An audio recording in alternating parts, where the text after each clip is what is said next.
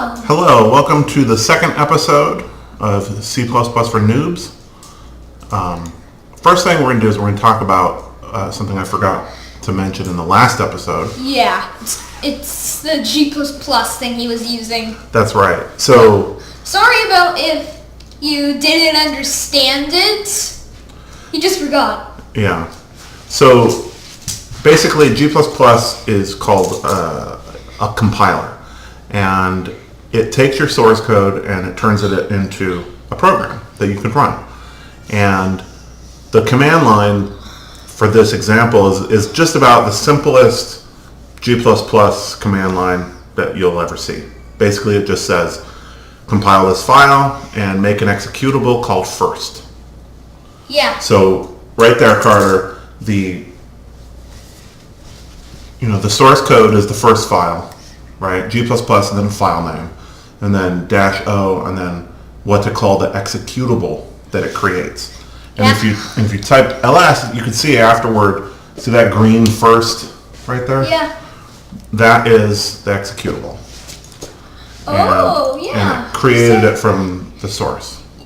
So this -o means output. So put your output in a file called first. Yeah. And compile first.cpp. Okay, so let's go do second.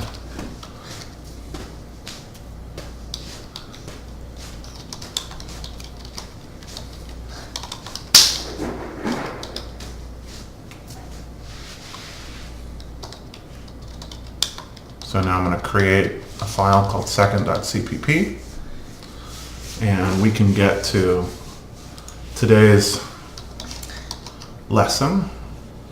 I'll be using the text editor again, and I'm going to say open code second CPP. Okay, so today we're going to learn about variables. Ooh. I've learned about that in JavaScript, which was the first language I actually fully learned, and it was not that hard to learn variables. It was literally the first thing. It was literally one of the first things we learned, and I learned in it. Well, variables are a little bit different in C++, and they're a little bit more complicated. Yeah. So it's not quite as simple as it was in JavaScript. Yeah, it was literally var space the name of it, an equal sign, and what I want it to be.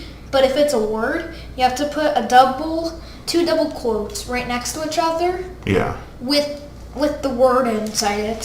So that's called string.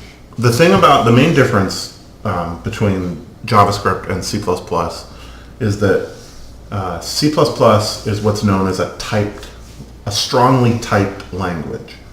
And what that means is that variables have types. Now, here's what that really means. It means that you can't store a word in a number. Yeah. Right? If you create a variable that's designed to hold numbers, you can't store words in it.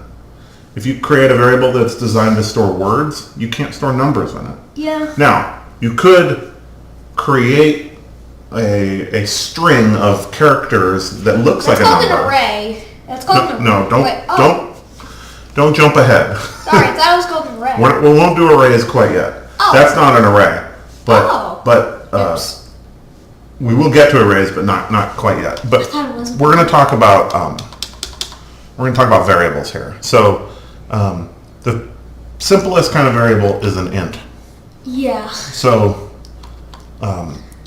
in C++, the language requires that you tell it about the variable before you use it. Yeah. So in this case, I've added a line of code that basically tells the compiler, I want a variable called foo, and I want it to hold integers. What's an integer? An integer is a number like 1, 2, 3, 4, 5. It's not like a decimal number like 2.5. That's not an integer. Oh. An integer is like 1, 2, 3, 4, 5, right? Oh. Now, it could also be -1, -5. It could be any number. Yeah, it's just sort of the regular counting numbers that you're used to. Yeah, just any number. you can put in a variable. I mean, an int variable. Yeah. So so you have to tell it about the variable before you use it. But you can do something like this, right? I can assign it a value when I create it. Yeah. You don't have to do like, int foo, and then later say foo equals 42. That's exactly how, you can do that in JavaScript. You can change a variable with that line. Yeah. The exact same line of code. Yeah, variables are called variables because they vary. Their value can change over time. And you can change the value of a variable with the equal sign. I'm glad you brought that up. Okay, so now there's another type of variable that we can talk about here, and it's called a float. And a float... I'm guessing what that is it's text. No. Oh. A float is this kind of a number. Oh. 2.2 or 3.14 or 5.9. It's a number. That's that's not exactly a number. Yeah, it's not an integer. Yeah. Okay. Then I'm going to add a header file here because I want to show you another type of variable. Include string. I know what a string is. So you can say std string word equals hello. Now what that says is create a variable called word of type standard : string. Yeah. Now you're probably wondering, what's that standard : thing all about? Yeah. Why? Yeah, okay. I'm going to say don't worry about that quite yet. But if you don't want to write standard all over the place, you can do this using namespace standard. And now, throughout your program, here, you don't have to put the standard : all the time. You can just do that. Cool. Okay. That's enough variables to be dangerous. There's more different kinds of variables. There's variables. There's unsigned integers, like this.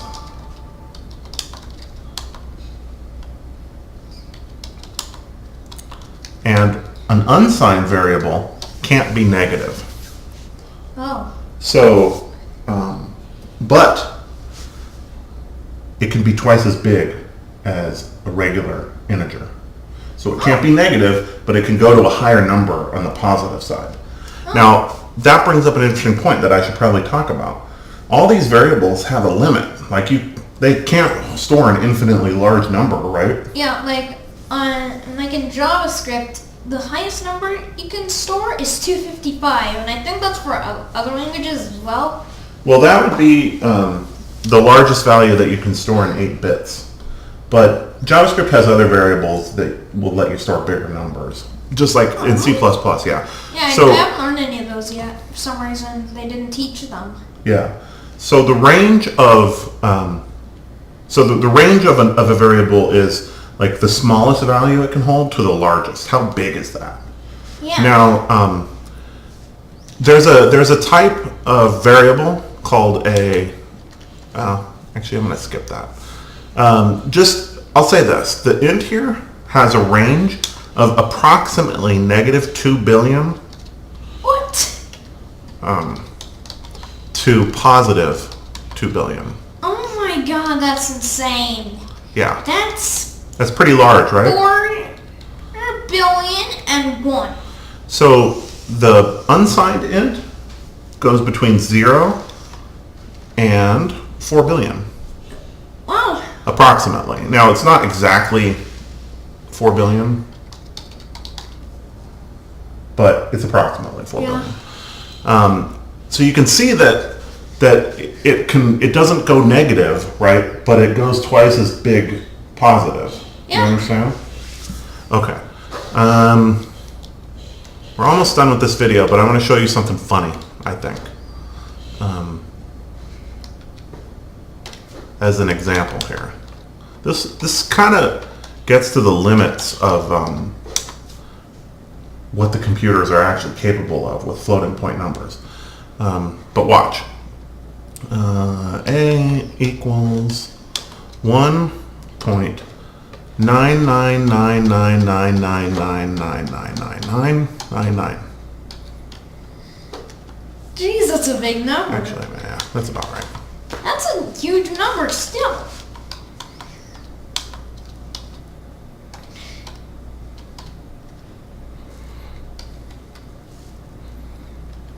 Why are A and B the exact same thing?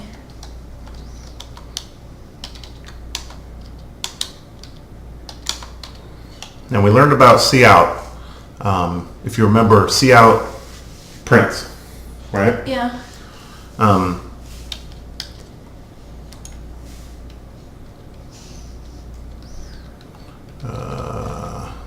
Actually, G plus plus second dash O second to a second. Okay. So check that out. Actually, I gotta put the end of line, and then I'll talk about what just happened.